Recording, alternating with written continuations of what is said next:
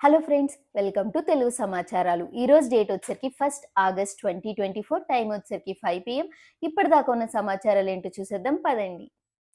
కుక్కలు ఎంతో విశ్వాసంతో ఉంటాయని మరొకసారి రుజువైంది. అసలు ఏం జరిగిందంటే మహారాష్ట్ర పండరీపూర్‌కి పాదయాత్రకు అని వెళ్ళిన ఒక యజమానిని తన పెంపుడు కుక్క కూడా అనుసరించింది.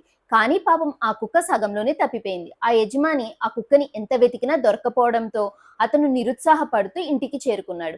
కానీ ఆ కుక్క యజమాని కోసం ఏకంగా 250 కిలోమీటర్లు నడిచి వచ్చి యజమాని ఇంటికి చేరుకుంది.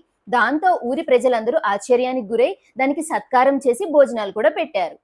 Electric vehicle battery short circuit వల్ల ముగ్గురు పిల్లల ప్రాణాలు పోయాయి. అసలేం జరిగిందంటే నోయిడాకు చెందిన ఆటో డ్రైవర్ తన ఎలక్ట్రిక్ ఆటో యొక్క బ్యాటరీని నైట్ టైం ఛార్జ్ పెట్టి తన ఫ్యామిలీతో సహా పడుకున్నాడు. అర్ధరాత్రి 3-4 గంటల సమయంలో సడన్ గా ఆ బ్యాటరీ షార్ట్ సర్క్యూట్ అయి మంటలు చెలరేగడంతో ఆ ఇంటి పక్కన వాళ్ళు గమనించి పోలీసులకి ఫోన్ చేశారు. పోలీసులు, ఫైర్ సిబ్బంది అక్కడికి హుటాహుటిని రాగా అప్పటికే ఎక్కువ మంటలు ఉండడంతో ముగ్గురు పిల్లలు అక్కడే మరణించారు. అంతేకాకుండా ఆ ఆటో డ్రైవర్ బాడీ 60-70% కాలిపోయింది. అంతేకాకుండా తన భార్య చిన్న చిన్న గాయాలతో బయటపడగలిగింది. నా ఒపీనియన్ ఏంటంటే దయచేసి ఎలక్ట్రిక్ వెహికల్ యొక్క బ్యాటరీస్ కానీ ఏవైనా ఎలక్ట్రిక్ ఐటమ్స్ కానీ నైట్ టైం కంటిన్యూస్ గా ఛార్జింగ్ పెట్టొద్దు. ఇది నా రిక్వెస్ట్ అనుకోండి. కొడుకును నమ్మి మోసపోయిన ఓ తల్లి. వివరాల్లోకి వెళ్తే మేడ్చల్కి చెందిన అరవింద్ అనే అతని తల్లికి ఆరోగ్యం బాలేదు. అతను ఆమెను హాస్పిటల్ తీసుకెళ్తానంటే ఆమె నమ్మి అతని వెనకాలే వచ్చింది. కానీ అతను ఆమెను మోసం చేసి ఫుట్పాత్ పై వదిలేసి వెళ్ళిపోయాడు.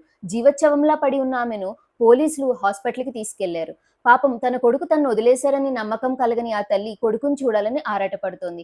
కానీ చిన్నప్పటి నుంచి మనని కష్టపడి పెంచి ఈ స్థాయికి తీసుకొచ్చిన తల్లిదండ్రులను వదిలేయడం ఎంతవరకు న్యాయం? అసలు అలాంటి కొడుకుల్ని ఏం చేయాలి? రైల్వే ట్రాక్ మీద పూజలు చేస్తున్న ప్రజలు దయచేసి ఇలా చేయొద్దంటున్న రైల్వే సిబ్బంది. అసలు ఏం జరిగిందంటే చేతన్ కాంబ్లే అనే వ్యక్తి చెంబూరు రైల్వే ట్రాక్ పైన కొంతమంది ప్రజలు పూలతో పూజలు చేస్తున్నారు. ఆ ఫొటోస్ అన్ని ట్విట్టర్ లో పోస్ట్ చేసి సెంట్రల్ రైల్వే వాళ్ళని ట్యాగ్ చేశాడు.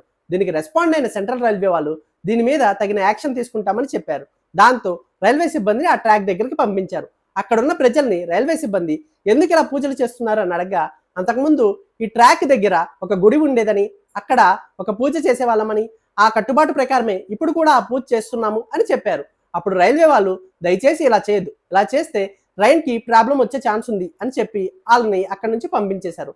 ప్రజలు ఇలా పట్టాల మీద పూజ చేయడం ఎంతవరకు కరెక్ట్ అని మీరు అనుకుంటున్నారు?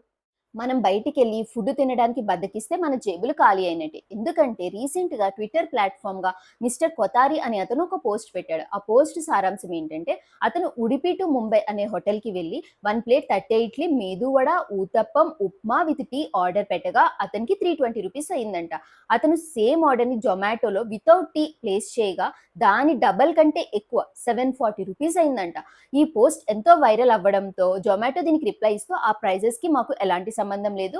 ఆ ప్రైజెస్ డైరెక్ట్ గా రెస్టారెంట్ వాళ్ళే మానిటర్ చేస్తారని చెప్పింది. కానీ దీనికి నేటిజన్లు ఒక్కొక్కరు ఒక్కొక్కలా రియాక్ట్ అవుతున్నారు. కొంతమంది అయితే ఆ రెస్టారెంట్ వాళ్ళకి పడ్డ కన్వీనియన్స్ ఫీ, ప్లాట్ఫామ్ ఫీజ్ ని తగ్గించుకుందుకే జొమాటోలో ఎక్కువ రేటు పెట్టి అమ్ముతారనగా, మరి కొంతమంది మన కోసం ఒక పర్సన్ పెట్రోల్ బైక్ లో వేసుకుని రెస్టారెంట్ దాకా వెళ్ళి ఫుడ్ నీట్ గా ప్యాక్ చేసి మనకి ఇచ్చినందుకే ఈ చార్జెస్ వేస్తున్నారని అంటున్నారు. దీనిపై మీ ఒపీనియన్ ఏంటో కింద కామెంట్ సెక్షన్ లో మెన్షన్ చేయండి.